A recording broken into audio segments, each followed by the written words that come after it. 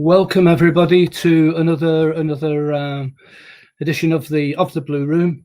This afternoon, this evening, this morning, depending upon where you are, we'll be discussing sustainability. Sustainability, arguably, and in some research, the most important aspect of our sector going forward as we come out of COVID and in the years to come. So. A very important discussion this afternoon. Veronica Brooms will be moderating the discussion.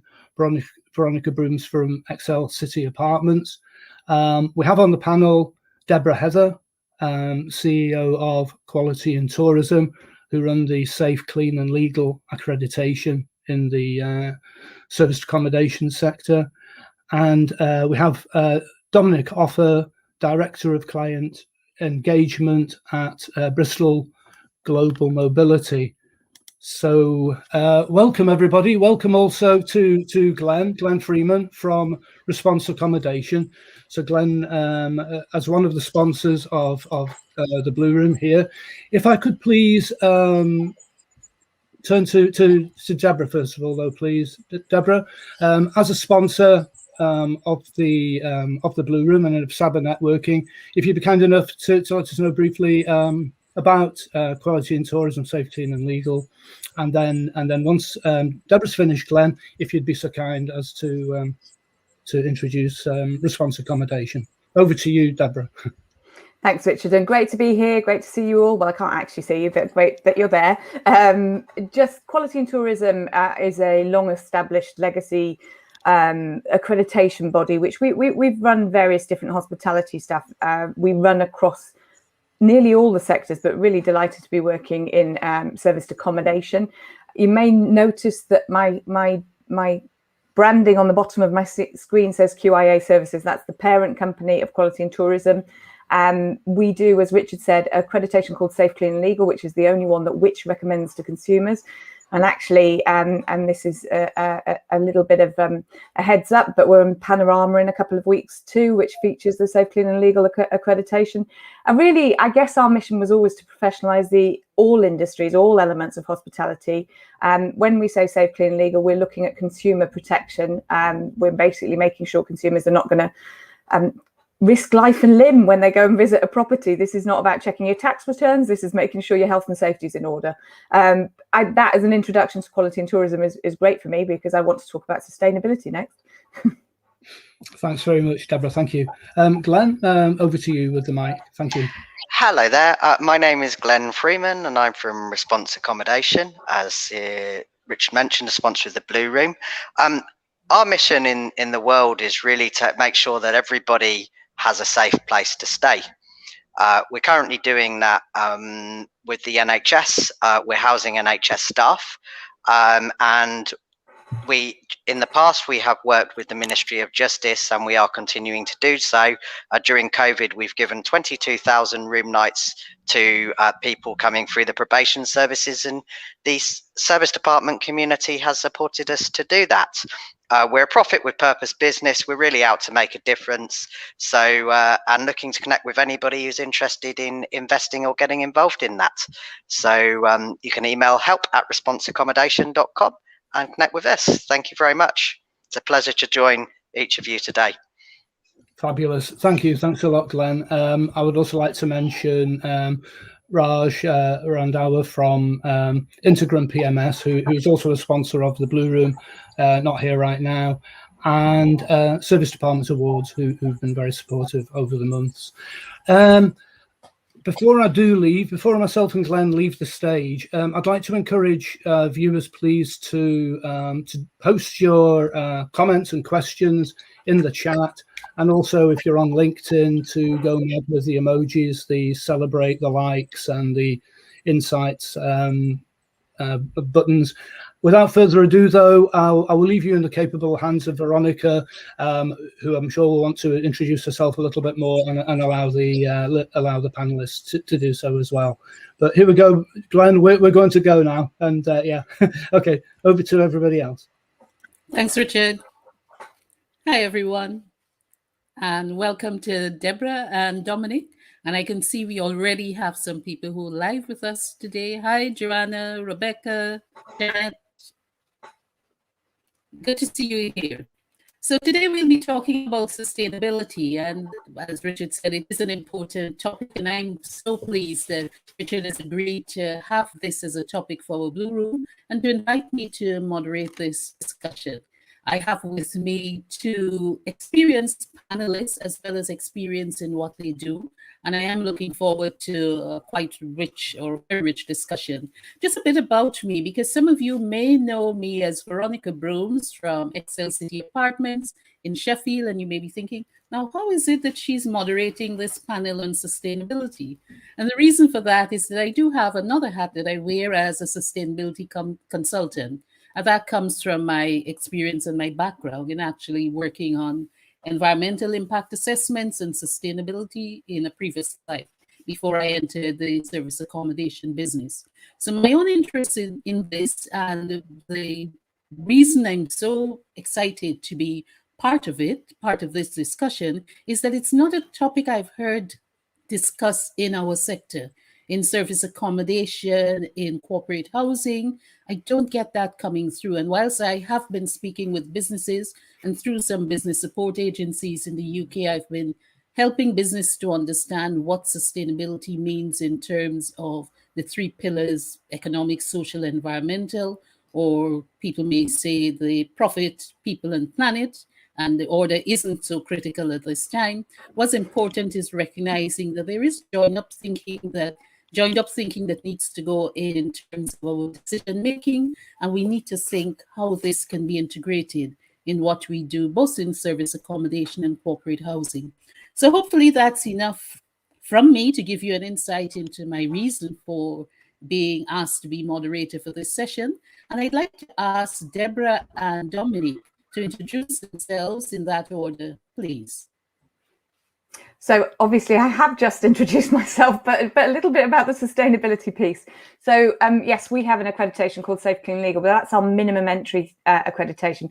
We also run a program which is called Responsible, Ethical and Sustainable Tourism, or Responsible, Ethical, Sustainable Travel, depending on what segment of the industry you're in. And this is my passion. This is the one I'm truly interested in. It is great if you don't risk the lives of your consumers or your visitors. You protect their life and limb. But actually, I think the sign of quality in any service department or corporate housing organization will come down to how you behave in a responsible, ethical and sustainable manner. I think gone are the old-fashioned hospitality star rating side of things. Actually, sustainability is the key to people's success in the future, and I don't think anybody can underestimate the importance of it. I'm sort of passionate about how it can be delivered also. I think there's a lot of people that are very frightened of what they think might be involved. So I'd really love to talk about that, Veronica. But no, just delighted to be here. Really, really interesting and very, very important topic. Thanks, Deborah. Dominic, please. Yeah, hello everyone. So I'm Dominic Offer. I'm a Director of Client Engagement for EMEA, MENAT and SSA, and also the Sustainability Chair for Bristol Global Mobility. So Bristol Global Mobility are a relocation management company. We work in about 150 different countries, offering a lot of different services, but we're connected, heavily to the corporate housing and service accommodation industry.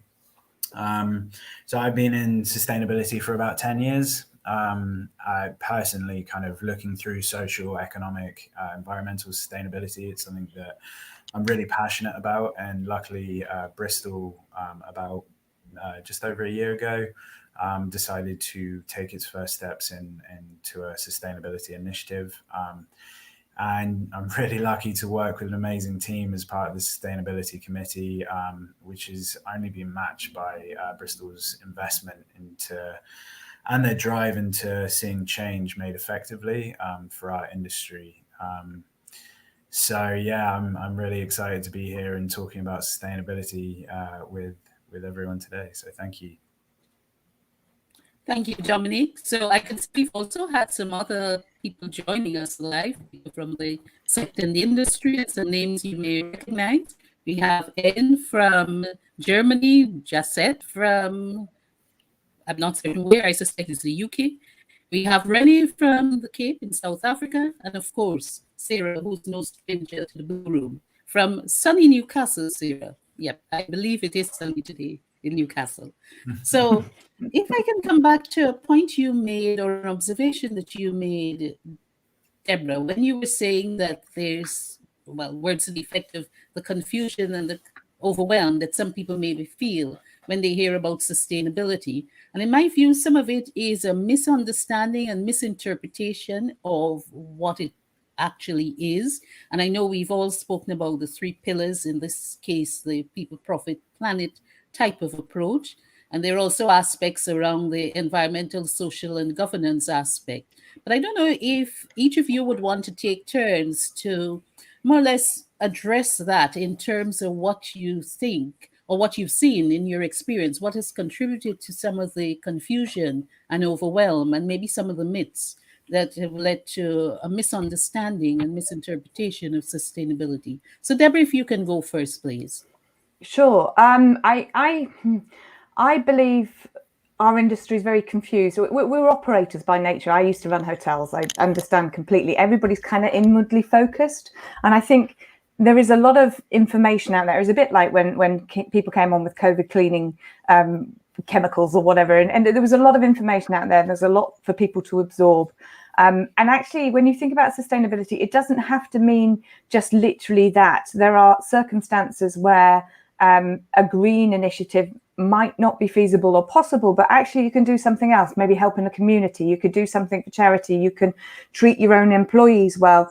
I think actually people see it as something massive they have to achieve in one go. And for me, it isn't. It's get on board, start thinking about it in bite-sized pieces, do what you can do and keep moving it on. It's really important you just keep improving what you do, taking extra steps and really just gaining some traction.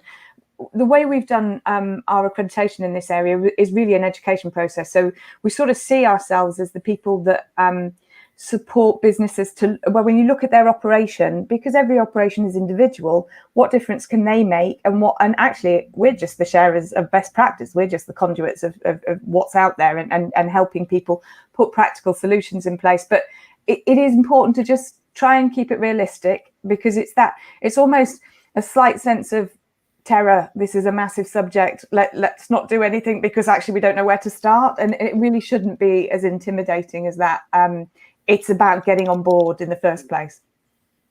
Thanks, Deborah. And Dominic, if you can follow up that with sharing with us some of your approach or the approach in terms of Bristol Global Mobility, because you mentioned that it was just about a year ago that this became a specific task or activity or initiative within the company. And so it may be useful for others who are thinking about this, for you to share or to say what you could in terms of what may have been the driver and some of the actions that you may have taken and how you would have dealt with any confusion or misinterpretation within the organization. Yeah, absolutely. Thank you. I have to wholeheartedly agree with Deborah.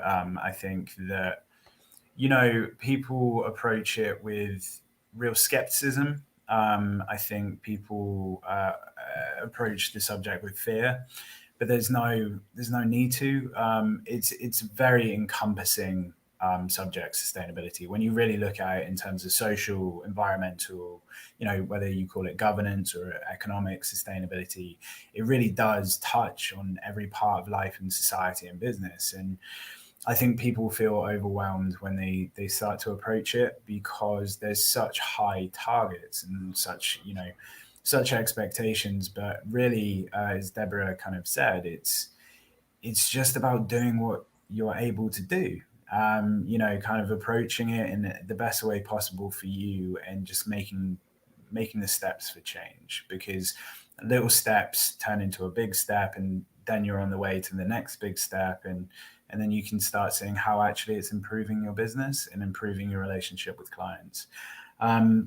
So we've actually been doing things towards sustainability, like great initiatives such as Move for Hunger for many years, and our team in the US do a fantastic job in supporting a community center next to them, which helps with cancer sufferers. So we've been doing stuff around sustainability for a while, but we really took the dive into the deep end last year, where we said, right, this is our ambition and this is how we're going to label it. So it's been an incredible journey since then, where, you know, you go out with a very kind of narrow idea of, right, well, we want to make the world better, and then you start seeing, okay, well, there's pieces that we need to incorporate to do that, and so I think it's been an interesting journey, but a very fulfilling one, and one that we're really excited about, because we think that we're going to get a lot of engagement within the industry and have some really good conversations. Thank you, Dominic. And I think you mentioned there about the integration. I think it's so important for people to, or anyone who's thinking about what can we do in a business, to think about what you actually are already doing. And when I'm doing training sessions or talks, I would often include what I call a sustainability matrix, which is where you think of what it is you're doing in your business. So this is not going to an audit, but thinking, oh, yes, so I no longer print my email messages. So what does that mean in terms of sustainability? It means that I've reduced my paper bill, my stationery bill. So that's good for the bottom line. But at the same time, it means I can also shout about that as something that we're doing to reduce our waste. And therefore, because we're reducing waste, it means we're incurring some savings in terms of the planet, as well as our waste bill. So we have less waste to take away. So as simple as that may seem, that could be something that you're already doing. And when you're coming to think about what else you can do, you recognize what you're already doing. Now, I know, Deborah, in particular, you had some experience in the hospitality because of your background. And so I would want you to comment on what may be the difference between sustainability in the service accommodation sector or corporate housing sector, for example, compared to what the discussions that they've had for many years, if not decades, in terms of sustainability in the tourism sector. Because often it seems to me that those are very much around communities and maybe rural landscapes and livelihoods, and may not necessarily apply to corporate housing or temporary accommodation in urban areas. So I'd welcome your thoughts on that, Deborah. I just think, I mean, it's open to your interpretation. So I've heard things from anything from, you know, I think I mentioned when we chatted, Veronica, that 12th century buildings that are never, ever going to be energy efficient. And we recognize that we wouldn't want to get rid of them. They're a big part of our heritage. They're actually part of our responsibility in terms of saving our culture and all of that sort of stuff. But in the next breath, why wouldn't you then try and look at something like, I've heard initiatives like a local prison doing the laundry. I mean, that's great. It's not only cheaper for you, but it's providing work for prisoners who actually without work are often shut in cells for 24 hours a day. So, you know, with an hour's break, so work for them is very important. You can be as creative as you want to be. And I actually think this is a real opportunity to let fly. And it's a really good tool. For individual property owners, it's possibly more difficult to do, but only in the sense that I'm seeing it as a really good tool to get your team involved. They love these sorts of initiatives. I don't know how many other people out there have got a couple of Generation Z kids than I do. And it might be because I live in Totnes, but I think it actually isn't. I think it's much more about how they feel. And your young teams will absolutely love these initiatives. So it's a chance for them to be as creative as possible. And I think actually city centre wise, if you can think about reducing your waste, if you can think about anything from, I mean, toiletries, I'm a big advocate that you just don't need to provide them anymore as long as you communicate that with the guest. Why would you? People talk about organic products or plastics or just don't do it. People take their own toiletries, you know, as long as you explain it. There are lots and lots of things that people can do if they just put their mind to it. And obviously, I'm not saying subscribe to the accreditation, but my team is there. If you want to drop us a line and run things by us, we're more than happy to help. But it's a chance to be really experimental and creative. So go for it. Yeah, I have Thanks, to say, Deborah. Please, Dominic. Yeah. I love that approach, because I think the biggest thing about sustainability is it's breaking the norm. It's breaking this tradition that we think that we need to do things in a certain way because that's the way that they've always been done. And largely, if you talk to people and you say, okay, well, why are we doing this? The history of of why people have done it, why you put in, those small bottles of shampoo and, XYZ. Most people don't know. They'll just go, well, because it's what's always been done. And you start to approach conversations. Well, how much do you use it? Oh, I don't know. We buy this much. Well, okay. Well, why don't you stop doing that? Like you said, and, in where people fill up mini bars with those small bottles of Smirnoff and Gordon's, and now you'll find a distillery down the road. Go talk to them. Go talk to them about refillable bottles and all of these different things that you can do. And I think that is for me anyway, one of the most exciting parts of sustainability is saying, right, how do we change? How do we stop this tradition, and how do we do something exciting, innovative? And it was exciting to hear you say that, Deborah, actually. Thank you. Integrating into core business, I'd say. So it's not an add-on and is keeping people involved. I noticed that we've had several other people who've joined us, and people, I can see, for example, there's someone who hopefully will be on stage later this evening for just a couple of minutes to tell us about her experience in respect of the working in the building sector. So the ambitious targets of net zero in terms of buildings, and buildings that are also providing environment, and older buildings. So that should be an interesting insert that we'll have later in the panel discussion. So hello to Laura, Chantel, Bianca from Germany. Hello, Bianca. We also have Nina Taylor, Richard, and Richard is encouraging everyone to take on board what's happening. We have Ian saying that their company has European brands or sustainable European brands, and has shared a link there. If I may, Dominique, can I just say make a quick or ask a quick question? And I don't know if you'll be able to have a direct response, but let's go. Let's see. So we've spoken very much about the environmental, social, and environmental, people, profit, planet, environmental, social, and economic aspect of it. But there's also the environmental, social, and governance aspect, especially for those who are dealing with investors. And I don't know if this is relevant to you at Bristol Mobility, where investors are also concerned or interested or need to know more about what's happening with the governance pillar of what you do. Would you be able to comment on that, please? Yeah, so we're privately owned, so we don't have investors, but I can definitely talk to it. I think that it's going to become very real for all companies all over, especially the UK. So you've got TCFD, which is going to become mandatory, which is the regulatory task force for climate change, like tracking. Sorry, just say TCFD so that for those who are not familiar will know what it refers to, please. So TCFD is the Task Force on Climate-Related Financial Disclosures. So the UK is going to be one of the first countries in Europe, but it might be around the world, that's actually making it mandatory to disclose figures on climate change, which is a big step. And this is coming around. It's going to be discussed at COP26, and it's come around from about November of 2020, and is being brought into force either this year or early next year.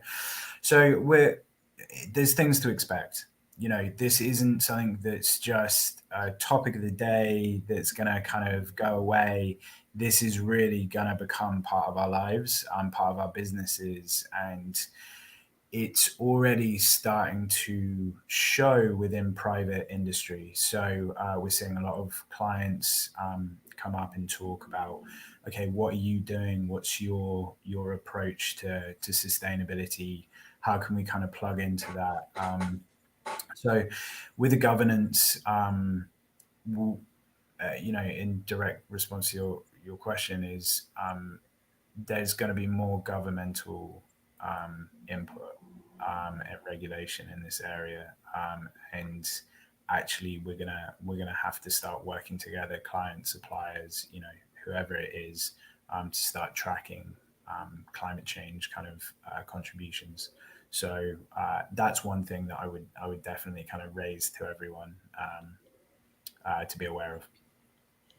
Thanks, Dominique. And you've mentioned the fact that it will be tracked, and there's the regulatory aspect in terms of the respective governments, as it relates to governance. I think also there's an important role that we should flag as a panel, and this is in respect of the role of trustees and non-executive directors, people who sit on boards of the various corporate housing or service accommodation businesses, or people who are in the construction sector, or property developers, real estate developers, because in the UK certainly, and I'm aware that in different states or different US states, there are initiatives that require property developers to take on board particular aspects in terms of how they use the capacity building, as well as how they integrate with their local supply chains, especially those smaller businesses and minority owned businesses or women owned businesses, for example,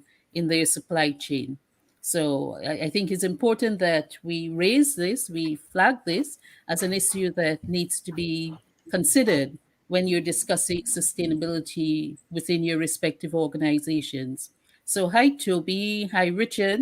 And Richard, you've asked, what are the methods used for measuring impact of change in terms of a company?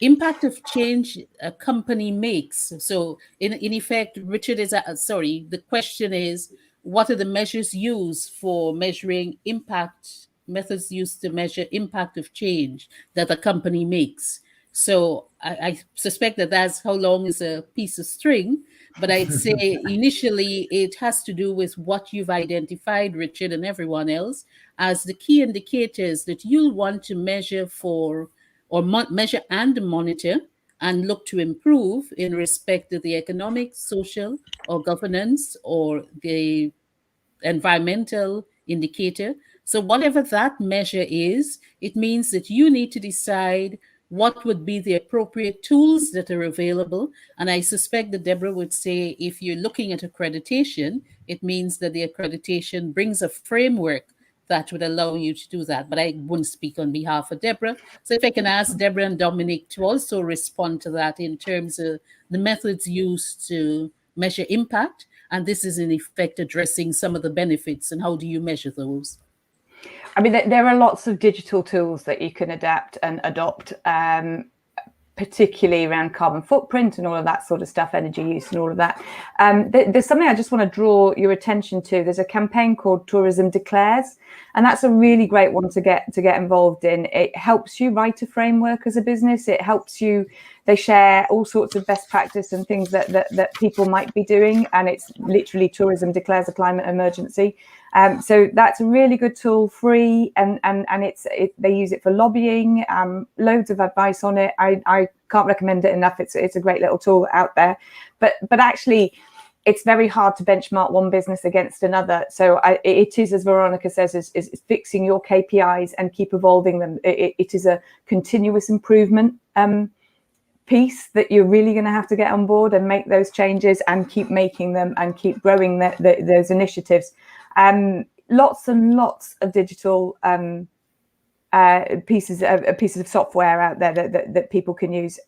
At the moment, very little benchmarking against one another tools for you guys, but if you've got to start somewhere, as Dominic and I were saying, with the small steps that lead to big ones. So I think actually find something that works for you, and in the meantime, the rest of us will try and get some benchmarking stuff out there to help you work against each other and be competitive too. Yeah, and I think depending on how big your organization is, what resources you have available, what you want to do is break it down between social, environmental, where you can, economic. So start simple. If you're employing people, start tracking things like headcounts. Are you in a disability empowered employer?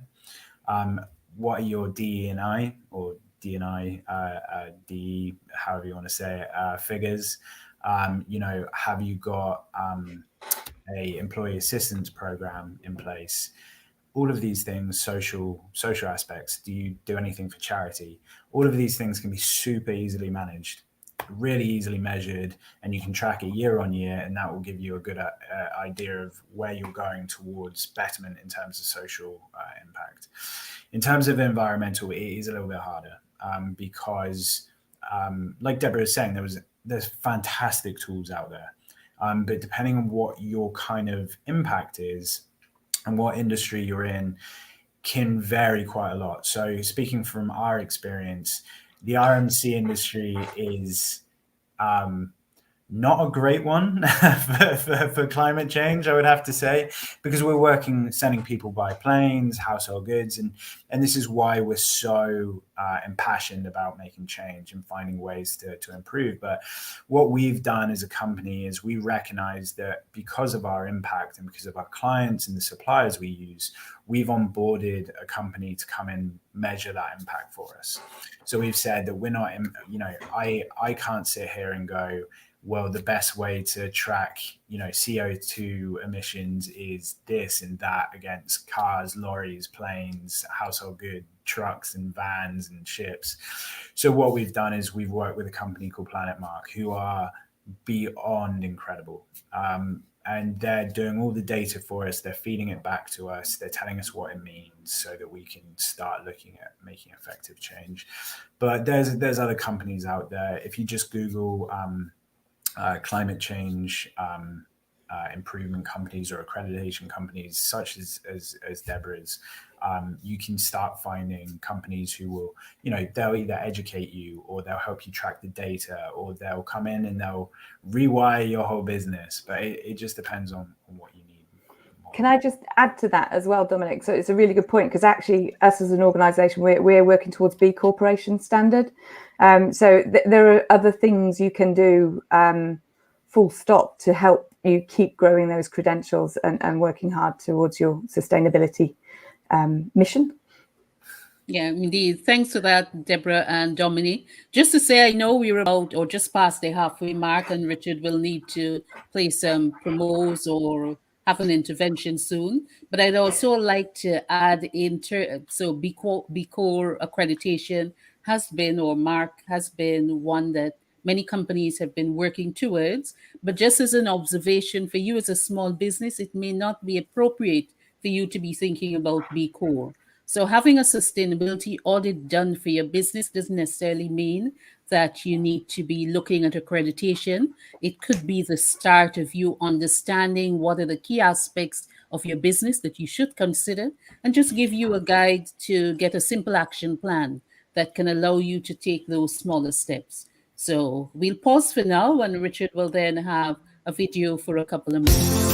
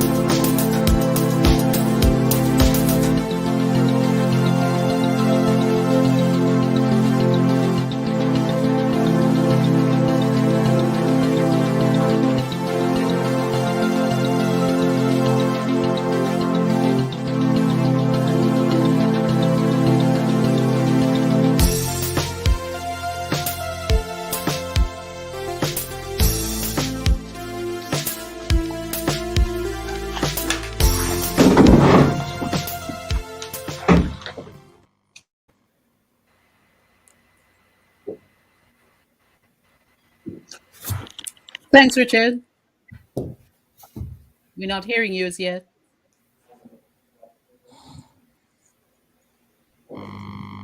Makes a change. Yep. Sorry about that. Hearing you. So, yeah. Thanks very much. And I see you've brought Chantel to the platform. So Chantel works with, she'll introduce herself and tell us the name of the company. But the reason that she's here is that her company has actually had some specific experience of working in the building sector. They do work in the UK, And it means she'll be able to tell us about their priority or the reason they chose net zero as a priority. So yes, climate change is coming up high on the agenda. And she'll also tell us about one of the significant lessons learned along the way. So Chantel, you're on stage. If I could just say, Chantal, before you do that, Renee, if you're in the audience still, then please do use that link to come on stage. I'm going to leave the stage now, but if you come backstage, I'll put you on the stage. Oh, thanks, Veronica, and over to you, Chantal, and I'm leaving now. Thank you. Thank you for the opportunity to be part of this panel. So Lamington Group is a family-owned and operated business that has 1,500 meters square of property across the UK, a hotel in Southampton and one in London. And upcoming in November, what we hope will be the very first, world first, whole life net zero carbon hotel. So it's been a big journey to redefine our building standards and to launch our flagship hotel that's going to be opening in November, and to commit as a business to operate net zero whole life hotels. And I can tell you a little bit more what that means further on. Thanks, Chantel. And would you say what has been one of the significant lessons you've learned? Because I'm not certain how long you've been with the business or in the business in your current role focusing on sustainability. But can you just say one of the key lessons that you may have learned or the company would have learned in terms of the journey to net zero with your flagship building? Well, a key driver first was our managing director, Robert Godwin, who really saw firsthand the impact of climate change during a trip in South Africa, and came back really determined to be part of the solution and not the problem, and saw, that the industry currently, the bar is quite low in terms of what's being done, and really wanted to put to take a lead on net zero. And I think the biggest lesson, I've been with the business since November, and we've moved from having a target of purely operational net zero, which is our direct emission, to recognizing that actually the biggest part of our emission is the embodied carbon of construction, and that includes the raw material extraction all the way to our building sites. And when you look at the piece of the pie of the emission, it really does lie in how we build new builds and retrofit our hotels, which make a big difference. And so this is where the whole life net zero comes into play, talking about operational net zero, which you can get from not having any natural gas and fossil fuel and operating 100% renewable energy. But we're really tackling the biggest part of the pie, which is the construction embodied carbon. Thanks, Chantel. I know there is the BREEAM or BREEAM standard or framework in terms of UK buildings, but I'm aware that doesn't apply to every building, and people are at different stages with that. Are you able to say any significant lesson or benefit as yet? Or if not, I'm more than happy for you to share that in the chat.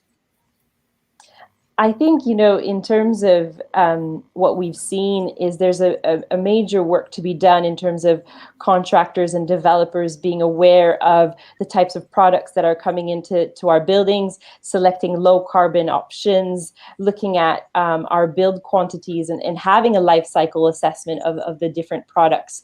And then having a challenge in terms of the products that are lower carbon, like recycled steel or low carbon concrete, are still not integrated in how buildings are being built, and have challenges in terms of being able, taking more space, for example. So having, if you're building with timber, you'll have bigger walls, which will decrease the size of your spaces, or if you're using low carbon concrete, the set times, which will push forward the delay in terms of the construction, which is all things we don't want to be doing when you're on a tight deadline to open your hotel.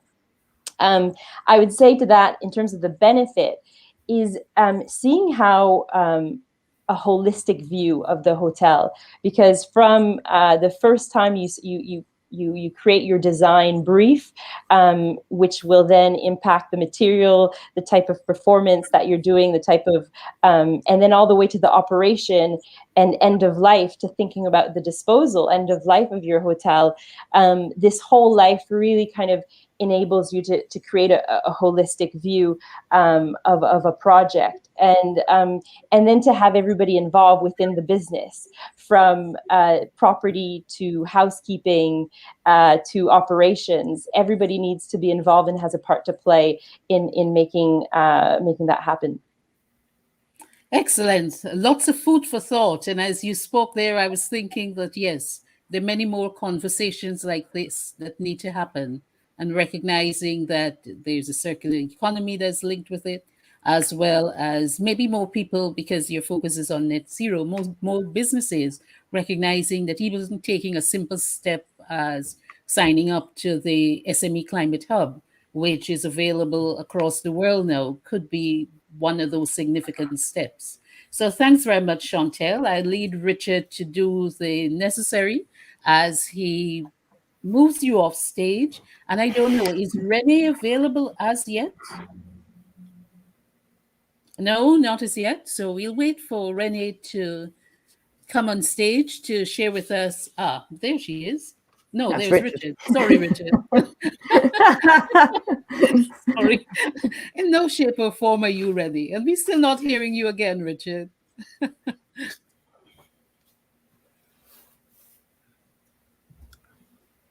I'll never learn, will I? Yeah, thank you. No, Renee's not here yet. Maybe won't be. So I'll leave the stage, and if you continue, thanks, Veronica. Okay, thanks a lot, Richard. So we've had a real life example there as to a lot of what would go into the thinking about if you've decided to have net zero as a significant part of what you do. There's so much you need to think about, because as Chantel pointed out, it's the whole of life and not only the operational part of it or operations. Now, I know we've touched quite a bit in terms of stakeholders and the benefits and the fact that there is need for much more information to be shared. But as we can go to the final stages of this panel discussion, I'd like to ask if there are any specific benefits that either of you or both of you would like to highlight in terms of the immediate benefits and the longer term benefits to key stakeholders in end users, for example, in terms of corporate housing, or people who are involved in managing service apartments or corporate accommodation units. And this is irrespective of size. So I'd welcome any comments that both Deborah and Dominic would like to share, please. I think you've got to think about, well, there are cost savings to be had. So that's an obvious one in terms of your operation. But I also think this is going to really impact on the buying criteria. So if you think about corporations and what they're going to have in their RFP processes and what they're looking for, I think maybe 5 years ago, this element was almost a tick box exercise. And I remember I used to say, I don't mind it being a tick box exercise as long as they're doing something. But actually, the pandemic has actually brought all of that forward. I think it's advanced this topic by probably 5 years. It's not just the generations younger than us, or maybe not for some of you, but some of the generations that are younger than us, that it's in the attention of. It's actually the corporations are really starting to take it seriously. I read today that Deloitte are giving 330,000 staff in the UK sustainability training. So you've got to think that's not just going to impact on what they think and want in their RFP and what they might want from your properties. It also will actually impact on your customer satisfaction, because those 330 people and 1,000 people, just like any other blue chip or any other buyer are going to be influenced. They're going to bring sustainability into their own life. So they'll be looking for the differences you've made in your properties as operators. And actually, you're going to get better customer satisfaction, better demand and better customer satisfaction. So you've got to think about the return on investment by doing this as well, your time and your resources and everything to do that.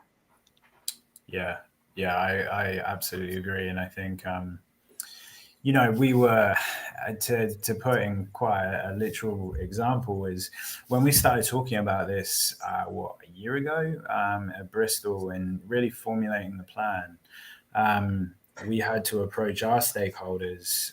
So, you know, our president, Joe Cardini, and Glenn Banser in the UK as managing director, who covers me in APAC. And, you know, Bristol were set on not pushing our costs onto our suppliers or making our clients pay for them. We're funding our initiative completely ourselves, and we're sending we just released a post today. We're sending our committee to training with the Cambridge Institute of Sustainability Leadership, and we've onboarded Planet Mark. These are all significant costs that we're taking on, and we approached our leadership during the worst pandemic in our lifetime, which was a pretty interesting one. And they were like, yeah, whatever you need, whatever resources, which is fantastic to see. But you don't always have that, and you don't always have the possibility of having that as well. So I think it's how you approach the conversations, what you can do to understand, right, well, these are the financial aspects that we have to cover. But like we were talking about earlier, there's a lot of social change you can do and environmental change you can do with very little cost impact if you're going small steps and building up. So it's about understanding how to approach the stakeholders as well as just having the conversation. And then working with your clients to make them understand, right, this is what we're doing, this is what we're capable of. Because I think the biggest thing that everybody has to be aware of is pushing your agenda onto small and medium-sized companies can break them. And when you talk about economics, sustainability, it's about investing in local business, about investing in small business, so that you don't have a monopoly of the market, so that higher wages are paid. So, you know, there's more interaction within local communities with businesses they know and trust. So there's so much to it. But it's just, like we said before, identifying what you're trying to achieve, what's your end goal, and then thinking really deeply about it and going, okay, well, who am I approaching? What are their concerns? How can I alleviate the concerns and move forward from there? Thanks, Dominic. Thanks, Deborah. Quite valid points that you've both raised in terms of the practicality of taking action. And I noticed that Richard would have mentioned the fact that he read about a supplier that had been asking in their supply chain for companies with green credentials, green inverted commas. And I think it's recognizing that as part of any small business or corporate taking action is what they're doing with and to their supply chain. Because if, as you pointed out, Dominic, people are looking to offload costs to their supply chain, well, then it means that in effect, you're seeking to force those smaller businesses to no longer exist, to no longer survive. And I think overall that would not be of benefit to the industry or the sector as a whole, because you then have a lower amount of inventory that would be available. The approach to strengthening your supply chain, in my view, is one which means that you're helping to improve what's happening with your suppliers. And recently, I remember seeing a request or a form from one of the corporate housing providers, and my company, Excel City Apartments, the brand, we were looking to become a supplier. And there were questions there within that questionnaire that made me realize that they too were taking on board some aspects of the environment and the social part of it. Because for example, do you actually pay your housekeeping teams a living wage or a fair wage? Or are you looking to have it as a race to the bottom? Because if it is a race to the bottom, it means you're suggesting that you don't value what they do, and therefore the quality of what they contribute to your business is not important. And that will be reflected in terms of the service that your guests will have, because they'll turn up to accommodation that's not of the quality that one would expect and one needs. So I think we always need to think in that joined up way. But please, Dominic, did you want to say anything else? Yeah, I exactly like you said. I think the main thing is it's really important that it's just open conversations. We're in a difficult time, you know, globally the economy is shot. So it's not, you shouldn't be afraid to push costs here, there, pushing them on clients and down on suppliers, and it's just having a conversation. You know, just being able to go, look, this is where we're at. This is where we need to cut costs. How can we do it but not affect service? And, you know, what we want you to do at the same time is be realistic. Because I think that's what has escaped a lot of companies. You know, we'll give you 1,000 moves, but we want them at the rock bottom price because of this, that, and that. And you can't pay your staff a living wage. You can't bring the quality. And that, the thing that people really don't understand and don't think about is impacts the environment around you. You know, you not paying your team the wage they need because of profit margins, that seeps out into the local community. It does. People don't have the money that they need to live in a great way. And if I won't keep rabbiting on, but if anyone really wants an amazing example of this, look up Dan Price. Dan Price in the US. He was a CEO who was paid millions. He took away his whole salary, reduced it right down, and gave it all to his employees. And he said they tripled their profits. Staff were happier. They went and bought houses. Like, their percentage of people who own homes just shot up. And people were calling him a socialist, and Harvard would pushing him to do social studies. And he was like, no, these are people. And you want a real important lesson. Not everyone can do it, but go look at that. And it's really, really important. It is. It's Thanks really, to that. really Yeah, interesting. thanks to that, Dom. Sorry, please, Deborah. No. All I was going to add to that is actually, I think the pandemic has also, given the example we used with housekeeping or cleaners, has actually brought to a head the fact that these people have been ignored and not treated properly for a long time. And actually, they should be at front and center of your businesses, because actually the cleanliness is the biggest thing you can do for your guests right now, and actually should be anyway. Certainly in the leisure side of the industry, which we've seen from the staycation market in the UK, this has become really apparent. So if you're going to cut costs in your operation to be able to afford to pay these people a bit more, pay them an ethical wage, that sort of stuff, by all means reduce the service levels that you want to do. I mean, any sort of software or A1 type solution that you can use, which takes out some of maybe the expensive services that you don't need to do, I think your guests will appreciate cleanliness, one, and two, actually ethical behaviours from you a lot more. Yeah, and indeed, just to point out, Renee's just made a really good point. Thanks for spotting it. Yep. Please go ahead, continue the discussion, Dan. Dom. Renee makes a fabulous point. RMCs are so guilty for being bullies, and it is about partnership with suppliers. It's not about forcing will, it's about education. And I think one thing that Bristol are really going to push forward with is how we're talking to people about sustainability and not pushing it on our suppliers. But one thing that we've done is we've mapped out our supplier code of conduct against the UN sustainability goals. Yeah. And so even companies who think that they're doing nothing, just by working with Bristol, they're already doing something. I think this is Renee's hit the nail on the head. Companies need to talk to each other and work with each other to understand, right, where's the pressure points? How can we work with you? What are you able to do? Not just, look, bend to my will. I expect you to hit these standards, because it's not achievable. People will bend results. They'll not be able to hit them. You don't get a great feeling from your partnership with your supply chain. So yeah, thank you, Renee. It's a really good point. Yeah, I'd like to echo that by saying thanks, Renee. I noticed you had made the comment, and I think the partnership working is so important, and is recognizing that by strengthening that supply chain and raising standards, it's much more beneficial to everyone concerned. And it would also be beneficial to the employees, not only your outsourcing or your supply chain, but employees feel that they're working with a company that has high ethical values and is worth being part of, and they're not looking to leave. Now, I know we're coming to the final few minutes of this session, and hopefully Richard will guide us towards the end. But before I do, I certainly want to recognize Liz, who joined us earlier from Chicago, as well as Olivia, who's joining us, or who joined us from Canada. So thank you both.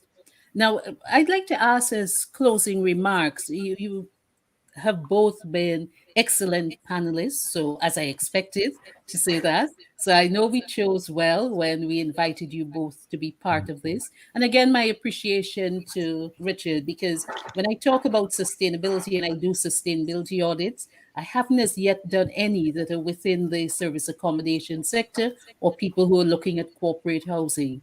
And so I recognize that this is a conversation that we need to, I'm pleased that we've started it, but we need to continue having it. But if I can just ask in your final wrap up, if you can share with us what thoughts, your closing comments in terms of any additional thoughts you may have, or observations, or even predictions in terms of where we're heading in our sector, service accommodation and corporate housing, in respect of sustainability. Who would like to go first? After you, Deborah. Oh.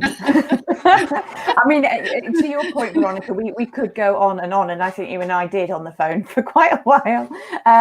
But yeah, it's great that this is become a topic of conversation, and that we can drive it forward. There are so many different ways you can implement these in your businesses. I mean, I noticed Toby's here from Silverdor. I mean, Silverdor have done our REST accreditation. We're not the only ones by any long shot, and it depends on what you need and what you want. But I want to just reiterate something Dominic said, that this doesn't have to be a very rigid set of sustainability key things that you need to do. This is literally about being creative and doing the most you can. I can't recommend it enough. It's great fun. It will help with your team engagement. It doesn't need to be difficult. You can make it really exciting. I think there's lots of points that have come up in our conversation around you probably don't realize when you're doing it as well. So actually just even challenging yourself to see where you are now and thinking about all the things you've done. It's a bit like writing an awards entry or something and trying to remember what you've done, but you will be doing quite a lot. So don't be scared of it. Just, you have to get on the bus and you have to start working towards it. We have a responsibility, and all those around us will be looking at us, to be honest, as an industry. So just please do the most you can. Yeah. Thanks, Deborah. And Dominic, please. Yeah, I would say for everyone, there's certain things that you can do tomorrow. UN WEP, Women Empowerment Agreement, principles. Go and join it. It's one of the most important things that you could do right now. You just have to educate yourself. There's other things, UN Global Compact, CEO action, all of these things, they just take a bit of engagement. If you can't make like the change that you want to see in your business, just educate your staff. Go tell them to watch Netflix. Everyone's going to do it anyway. There's a million rotten, whatever it is with Darren O'Lean and I've forgotten his name, but there's lots and lots and lots of material. Send round information on Black Lives Matter. Send out information on LGBTQ. These things are massive steps that a lot of companies don't do, and support the people within your business who are really going through those things. And then just don't be afraid. Change is coming. It's going to get, like Renee said, we've got a goal to hit. And to be honest, I think it's going to get worse before it gets better, where we're seeing climate change and all those kind of things. But don't be afraid to work with your competitors. We live in a capitalist, competitive society, but we need to overcome that. And you need to go to the people that you're competing with and go, what are your ideas? Here are our ideas. How do we make our industry better? And that would be how I would say. But the last thing, if anyone wants a bit of inspiration, go and see Planet Mark and Just One, who are doing incredible things, but also read a book called Let My People Go Surfing by Yvonne Chouinard from Patagonia, and that will change your outlook on many things. But yeah, thank you. Thanks, Dominic. Yes, Patagonia is one that has showed up in many case studies. And yes, Martin, thanks for the kudos that you've just placed in the chat. And certainly I agree with Renee, in terms of saying that, yes, the SDGs could be one way of companies looking at somewhere to start. And that may seem like a large or an overwhelming place to start when there's simpler actions. But I'd say what the SDG can help, especially people who are operating across boundaries internationally, in the global mobility space, what the SDGs would allow you to do is to select 1 or 2 goals. It's not all 17 goals that would be of relevance to you. You can decide that 1 or 2 goals, maybe it deals with climate change, maybe it deals with health, maybe it deals with poverty. So you're looking at future-proofing your workforce and ensuring that you have people you can employ, and how you look at your supply chain. But whatever it is, pick 1 or pick 2. And then look within each goal to see which of the numerous tasks would be relevant to your business. Because each of the 17 SDGs would be accompanied by several targets and actions. So it's not all that you need to look at.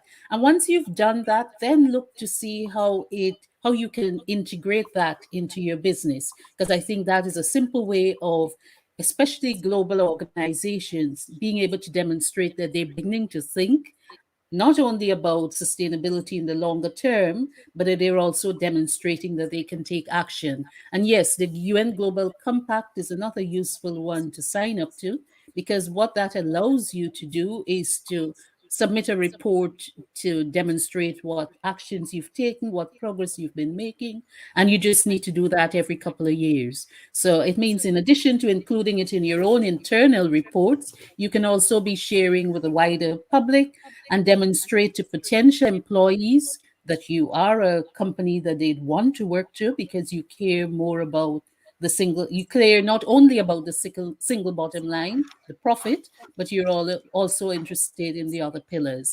So there, I'd like to thank everyone, the panelists, of course, and everyone who stayed in the live session, as well as those who will be listening to the replay.